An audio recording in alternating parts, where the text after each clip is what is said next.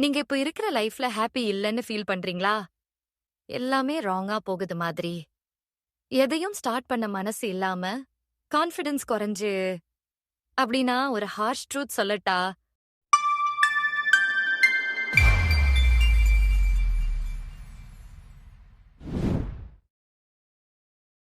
உங்க life iron பண்றது situation இல்ல.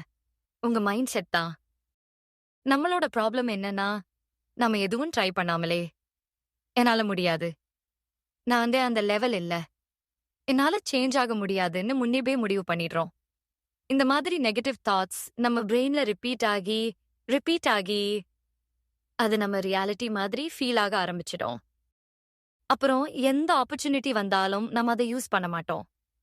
ஏன்னா, நம்ம ஆல்ரெடி தோல்விதான்னு நம்பிட்டோம். இன்னொரு டேஞ்சரஸ் விஷயம் என்னன்னா, நம்ம நம்மளே கம்பேர் பண்ணிக்கிட்டு இருக்கோம். மத்தவங்களோட சக்சஸ் பார்த்து, அவங்களால தான் முடியும், என்னால முடியாதுன்னு நினைக்கிறோம். ஆனா உண்மையா சொல்லணும்னா, அந்த டிஃபரன்ஸ் ஸ்கில்ல இல்ல, மைண்ட் செட்ல தான். உங்க மைண்ட் செட் என்ன சொல்லுதோ, உங்க ஆக்ஷன்ஸ் அத தான் ஃபாலோ பண்ணும்.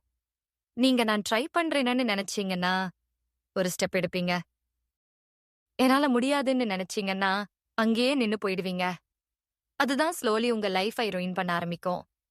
வொர்ஸ்ட் பார்ட் என்னன்னா, இதெல்லாம் சைலண்டா நடக்கும். நீங்க நோட்டீஸ் கூட பண்ண மாட்டீங்க. நாளுக்கு நாள் சேம் பிளேஸ்ல தான் இருப்பீங்க. ஆனா டைம் மட்டும் போயிடும். அதனால ஒரு ஸ்மால் ஷிஃப்ட் பண்ணுங்க. நெகட்டிவா நினைச்சதும் அத பிளைண்ட்லி பிலீவ் பண்ணாதீங்க. இது உண்மையா? இல்ல என் ஃபியரா? என்ன கேளுங்க.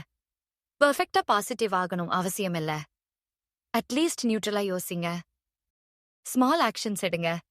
ஸ்மால் வின்ஸ் பில்ட் பண்ணுங்க. அதுவே ஸ்லோலி உங்க கான்ஃபிடன்ஸ சேஞ்ச் பண்ணும். நினைவில் வச்சுக்கோங்க. உங்க மைண்ட் செட் தான் உங்க பிக்கஸ்ட் எனிமியா இருக்கலாம். அதே நேரம் அதுதான் உங்க பிக்கஸ்ட் பவரும் ஆகலாம்.